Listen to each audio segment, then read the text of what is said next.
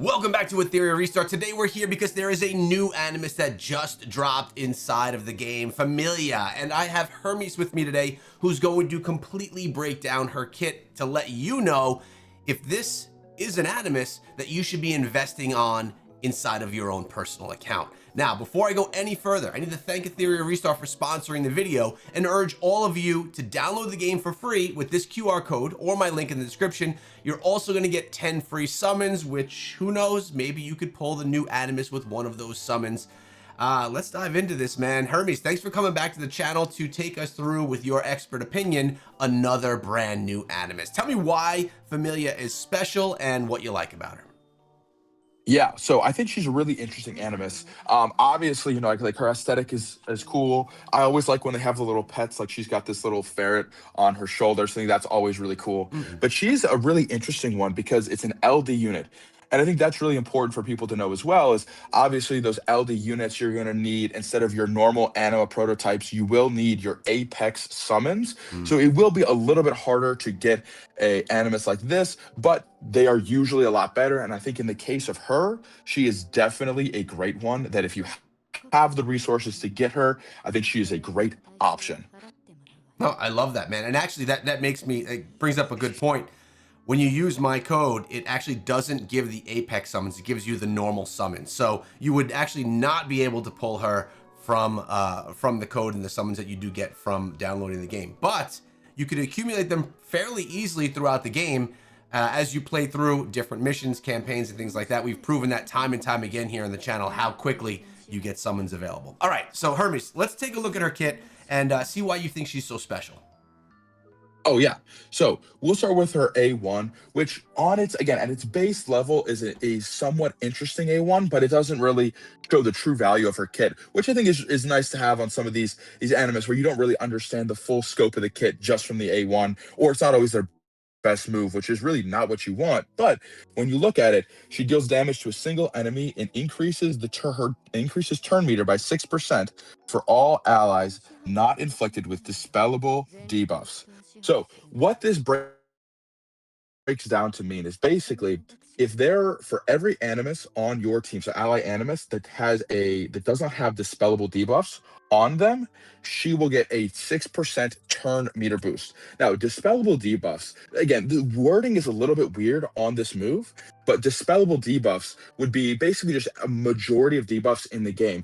And this will make more sense when you get over to her A3 ability, but basically at its core, as long as your allies do not have any debuffs that could be placed by other Animus for the most part, then you will be okay to get that turn meter boost on your allies.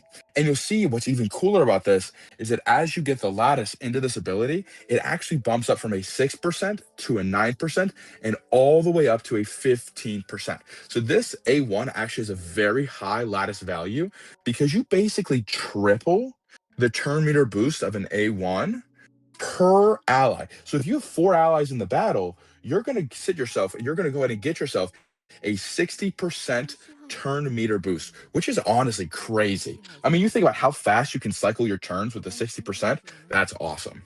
Yeah, that is crazy. And especially when you're talking about like live arena type battles and things like that, it's all about turn meter boosting. Like that's really the main thing. And that's what makes some of these Animus so valuable. It seems like she's going to be a huge one for that. Yeah, no, definitely. And that really carries on in her passive ability, which is whenever a debuff is inflicted on an ally, she gains a stack of Claim Chaser, and this effect can only be triggered one time per ally. For every 10% max HP lost cumulatively, gains one stack of that Claim Chaser as well.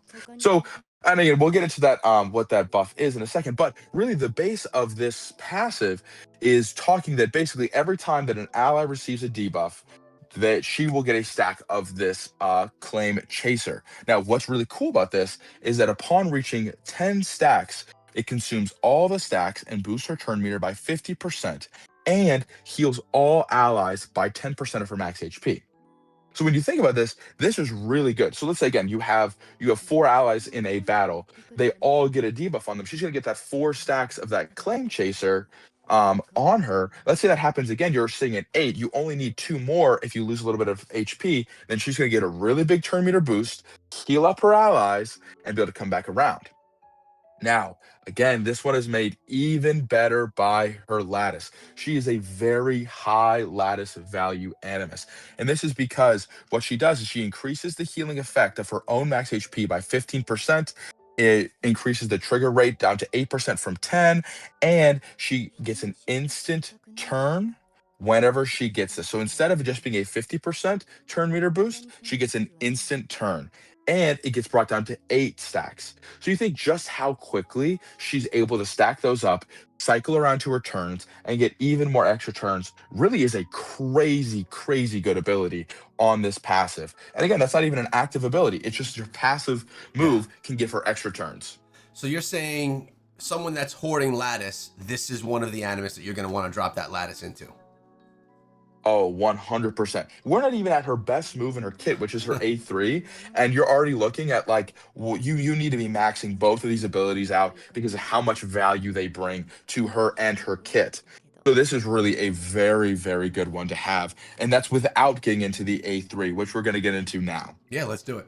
So when you look at this, what she does, she purifies 3 debuffs um, from she purifies 3 debuffs, removes HP from enemies equal to 14% of her max HP, and heals her allies by the same amount, and reduces enemy turn meters. For every debuff type that's purified and removed, what she does is heals an additional 2% of her max HP and reduces enemies turn meter by 2%. So you see, obviously, I'm stumbling over my words a little bit, but this move is way crazier than the wording makes it seem. So basically, what it does is it starts out, and you're able to purify 3 debuffs off of your allies, which is really, really good because you think back to her A1, which as long as her allies don't have any dispellable debuffs, then she'll get that turn meter boost. So you're coming in here with her A3, you're dispelling debuffs that your allies would have on them, and removes HP from her enemies equal to 14% of her max HP. So she's just basically going, okay, let's say she's 100k HP, you're taking away 14,000 HP from each of your enemy animus. And I'm sure there are passives and effects and all that affect that, but on its base level, that's kind of what that ability does. And she heals allies for the same amount. So she get a 14% max HP heal. And on top of that, she reduces Wow. enemies' turn meter by 10%. And that doesn't even include the extra effect, which includes the debuff types purified. So if you have 4 different types of debuffs, right? If you have a drop defense, you have a drop attack, and you have what would that be? That would be a vulnerable on there. There's 3 different types, but they're across all of your allies. You would purify those debuffs from all your allies, but you would only get an additional 6%. So the 2% times the 3 different types of debuffs to max HP and turn meter reduction. I mean, It's a crazy good ability. honestly, she sounds like, for anyone that's into, I mean, I guess really all content, but specifically arena focused content, she's kind of like a must have. She's going to be one of the top arena speed boosting champions and turn meter manipulator inside of the game, at least in my opinion. Yeah. Well, and then again, we talked about that lattice value. Yeah, I haven't even gotten into where the lattices boost up this ability. true. So when you get into these lattices, so the additional turn meter boost is at 2%. Now it's at 3%. So again, let's say you have 3 debuffs on your allies, you cleanse that off. Instead of getting an additional 6% HP heal / HP take away, you would get an additional 9% instead. Same with the turn meter. That's on the first level. The second one, the removal and healing effect to 16%. So it starts at a base even higher. The HP removed from each debuff type then is increased to 3% as well.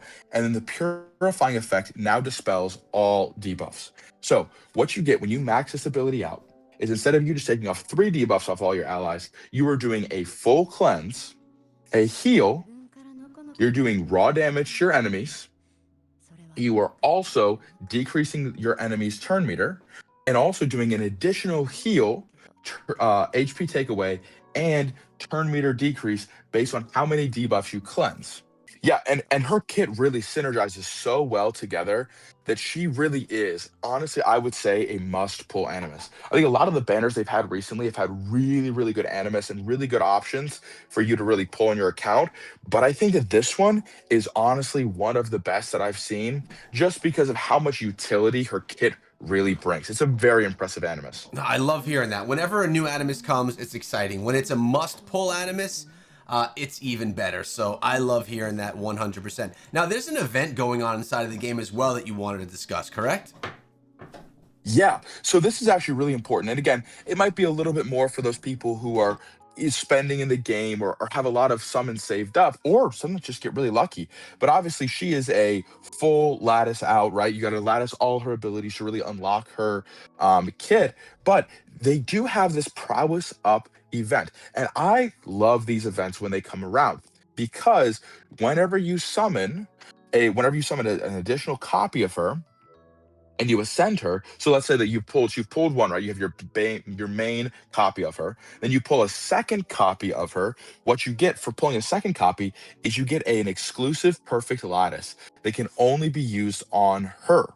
And now what makes this so cool is that it just works like a regular perfect lattice. So you get lucky and you pull a single extra copy of her. Great, you've got an extra lattice there to put on her, and you only need 11 more lattice. Now, you can work your way up, and if you can get her fully ascended, get all 5 additional copies of her, so you pull 6 total copies, which, yes, I know it's a lot, but let's say you're able to do that. You only need to use 9 other perfect lattice because you'll get 3 from getting the additional copies of her and really be able to fully unlock her and her abilities because of all the additional benefits you're really able to get from an event like this, which I think is a great thing that they're doing in the game as well. Yeah, I love that. They're basically incentivizing you to do more pulls, which are then going to bring her to her fullest of potential, which is great. All right, so great event is in place right here for a brand new Animus. The new Animus is, in your opinion, an A or S tier Animus, which is going to be huge that most people, if they have the ability, should be pulling on their accounts. Dude, thanks so much for breaking down Familia for us today. I really appreciate it. I'm excited to see that another Animus dropped inside of the game that many players are going to want. Remember, guys, this video was sponsored by Etheria Restart, and you can get the game by using the QR code or link in the description absolutely for free, as well as getting yourself 10 free pulls. We'll see you guys in the next Etheria Restart video.